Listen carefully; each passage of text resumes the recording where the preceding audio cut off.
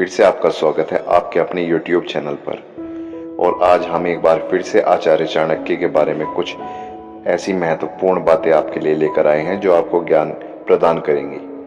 आचार्य चाणक्य के प्रथम अध्याय में कहा गया है, मूर्ख शिष्य को उपदेश देने से, दुष्ट व्याभिचारिणी स्त्री का पालन पोषण करने से, धन नष्ट हुए दुखी अर्थात विषादग्रस्त व्यक्ति जो अपने विचारों पर स्थिर न हो, उसके साथ व्यवहार रखने से बुद्धिमान व्यक्ति को भी कष्ट उठाना पड़ता है। दुष्ट स्वभाव वाली, कठोर वचन बोलने वाली, दुराचारणी स्त्री और धूर्त मित्र, मुंहफट नौकर और जिस घर में सांप रहते हो, ये बातें वहां मृत्यु के समान है। जिस घर में दुष्ट स्त्रियां होती हैं, जहां घर के मालिक की कोई इज्जत नहीं होती, उसका कोई बस नहीं चलता, वह भीतर ही भीतर कुड़के हुए मृत्यु की ओर सरकता रहता है। इसी प्रकार धूर्त मित्र भी विश्वास योग्य नहीं होता, न जाने कब धोखा दे दे।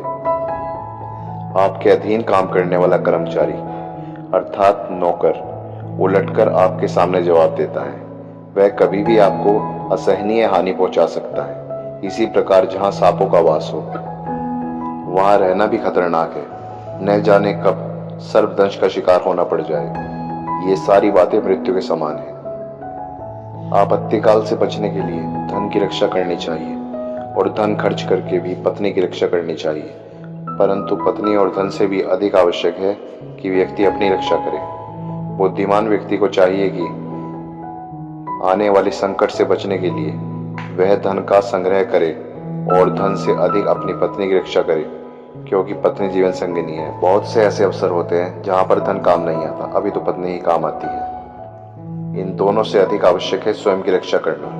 धन से अधिक अपनी पत्नी की रक्षा करना ठीक है, परंतु पत्नी से अधिक अपनी रक्षा करें। इसका तात्पर्य ऐसी पत्नी से जो पति के साथ छल पूर्वक रहती है। ऐसी पत्नियों के साथ पति संकट में हो तो पति को स्वयं की रक्षा करनी चाहिए, क्योंकि स्वयं का नाश हो जाए तो धन और ऐसी स्त्री का क्या प्रयोजन। श्री शब्द का अनेक अर्थ लिया जाता है, जिसमें एक अर्थ होता है बुद्धिमान। बुद्धि अर्थात जिसके पास बुद्धिमानी है, विपत्ति उसके पास रुक नहीं सकती। आपत्तिकाल के लिए धन की रक्षा करनी चाहिए, लेकिन श्रीमंत पुरुषों के पास विपत्ति का क्या काम। और फिर लक्ष्मी तो चंचला है, वह संचित करने पर भी नष्ट हो जाती है। इसलिए चाणक्य कहते हैं, संकट के समय से बचने के लिए धन अर्थात लक्ष्मी की रक्षा करें, लेकिन संग्रह नहीं, क्योंकि वह चंचला है। संग्रह करने पर भी कहीं न कहीं नष्ट हो जाती है। जिस देश में आदर सम्मान नहीं और न ही आजीविका कोई साधन है, जहाँ कोई बंधु बांधव रिश्तेदार भी नहीं तथा किसी प्रकार की विद्या और गुणों की प्राप्ति ही संभव नहीं है, ऐसे देश को छोड़ देना चाहिए। जहाँ क्षत्रिय, ब्राह्मण, धनिक, राजा, नदी और वैद्य ये 5 चीजें न हो, उस स्थान पर मनुष्य को एक दिन भी नहीं रखना चाहिए।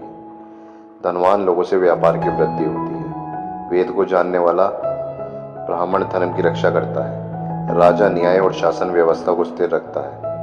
जल तथा सिंचाई के लिए नदी आवश्यक है। रोगों से छुटकारा पाने के लिए वैद्य की आवश्यकता होती है। चाणक्य कहते हैं कि जहाँ ये 5 चीजें न हो, वहां नहीं रहना चाहिए। जहाँ लोक यात्रा अर्थात जीवन को चलाने के लिए आजीविका का कोई साधन न हो, व्यापार आदि विकसित न हो, किसी को किसी प्रकार के अपराध करने पर दंड मिलने का भय न हो, लोकलाज न हो, व्यक्तियों में शिष्टता और उदारता न हो, अर्थात उनमें दान देने की प्रवृत्ति न हो, ये 5 चीजें जहां विद्यमान न हो, वहां निवास नहीं करना चाहिए। हम लेने पर नौकर चाकरों की, दुख आने पर बंधु बांधवों की, कष्ट आने पर मित्र की तथा धन नाश होने पर अपनी पत्नी की वास्तविकता का ज्ञान होता है।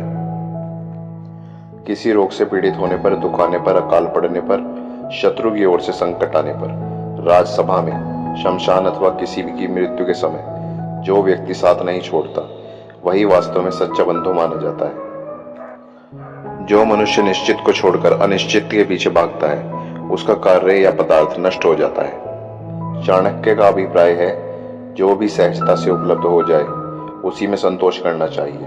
जो व्यक्ति आधी छोड़कर पूर्ण के पीछे भागता है, उसके हाथ से आधी भी निकल जाती है। श्रेष्ठ कुल में उत्पन्न हुई सौंदर्यहीन कन्या से भी विवाह करना उचित है, परंतु नीच कुल में उत्पन्न हुई सुंदर कन्या से भी विवाह नहीं करना चाहिए। विवाह अपने समान कुल में ही करना चाहिए। यहाँ कुल का तात्पर्य धन संपदा से नहीं है, अभी तो परिवार के चरित्र से है। बड़े बड़े नाखूनों वाले शेर आदि, विशाल नदियां, बड़े बड़े सींग वाले सांड आदि पशु, शस्त्र धारण करने वाले स्त्रियों तथा राजा से संबंधित कुल वाले व्यक्तियों का विश्वास कभी नहीं करना चाहिए। बड़े बड़े नाखून वाले हिंसक प्रवृत्ति से बचकर रहना चाहिए, न जाने कब आपके ऊपर हमला कर दें। जिन नदियों के तट पक्के नहीं, उन पर विश्वास नहीं किया जा सकता, न जाने उनका वेग कब प्रचंड रूप धारण कर ले। ऐसी नदियों की कब दिशा बदल जाए और न जाने वे कब और किधर प्रवाह प्रारंभ कर दें। बड़े बड़े सींग वाले सांड आदि पशुओं का भी कोई भरोसा नहीं, न जाने कौन सा उनका मिजाज कब बिगड़ जाए। जिसके पास तलवार आदि कोई हथियार है, उसका भी भरोसा नहीं किया जा सकता, क्योंकि वह छोटी सी बात पर क्रोध में आकर कभी भी आक्रामक हो सकता है। चंचल स्वभाव वाली स्त्रियों पर भी विश्वास नहीं करना चाहिए, वह अपनी चतुराई से कभी भी आपके लिए प्रतिकूल परिस्थितियां पैदा कर सकती है। राजा से संबंधित राजसेवकों और राजकुल के व्यक्तियों पर भी विश्वास करना उचित नहीं, वह कभी भी राजा के कान भरकर आपका अहित करवा सकते हैं, क्योंकि ये राज नियमों के प्रति समर्पित और निष्ठावान होते हैं। राजहित उनके लिए प्रमुख होता है, संबंध नहीं। विष में भी अमृत हो तो उसे ग्रहण कर लेना चाहिए। अपवित्र और अशुद्ध वस्तुओं में भी यदि सोना अर्थात मूल्यवान वस्तुएं पड़ी हों तो वह उठा लेने के योग्य होती हैं। नीच मनुष्य के पास कोई अच्छी विद्या है तो उससे सीखने में कोई हानि नहीं। इसी प्रकार दुष्ट कुल में उत्पन्न हुए अच्छे गुणों से युक्त स्त्री रूपी रत्न को ग्रहण कर लेना चाहिए। आचार्य चाणक्य कहते हैं, पुरुषों की अपेक्षा स्त्रियों का आहार 2 गुना होता है, बुद्धि 4 साहस 6 गुना और काम 8 गुना होता है। बुद्धि 4 होने की बात पर गौर करें तो घर परिवार में अव्यवस्था की स्थिति उत्पन्न होने पर स्त्रियां ही अपनी बुद्धिमत्ता से घर को बनाए रखती हैं। इसलिए कहा जाता है कि औरतें चाहे तो घर बसा सकती है और चाहे तो घर बर्बाद भी कर सकती हैं। साहस 6 गुना कहने का अभिप्राय है कि अपनी संतान पर आफत देखकर किसी भी माँ का साहस अपनी शारीरिक शक्ति से कई गुना बढ़ जाता है। काम 8 गुना कहने का अर्थ वासना से नहीं, अपितु इच्छाओं से है। स्त्रियों की इच्छा शक्ति अर्थात मनोबल पुरुषों की अपेक्षा कई गुना होता है। एक विधवा युवा स्त्री संपूर्ण जीवन अपने पति के लिए समर्पित होकर रह सकती है, लेकिन एक विधुर युवा अपनी पत्नी के लिए संपूर्ण जीवन समर्पित होकर नहीं रह सकता। तो दोस्तों, आज के लिए बस इतना ही। मिलेंगे आपसे अपनी अगली वीडियो में। आज हमने जानी आचार्य चाणक्य के प्रथम अध्याय की कुछ महत्वपूर्ण बातें। अगर आपको यह हमारी वीडियो पसंद आई तो इसे शेयर करें, लाइक करें, कमेंट करें, चैनल को सब्सक्राइब और बेल घंटी के आइकन को दबाना न भूलें। मिलते हैं हमारी अगली वीडियो में। थैंक यू दोस्तों।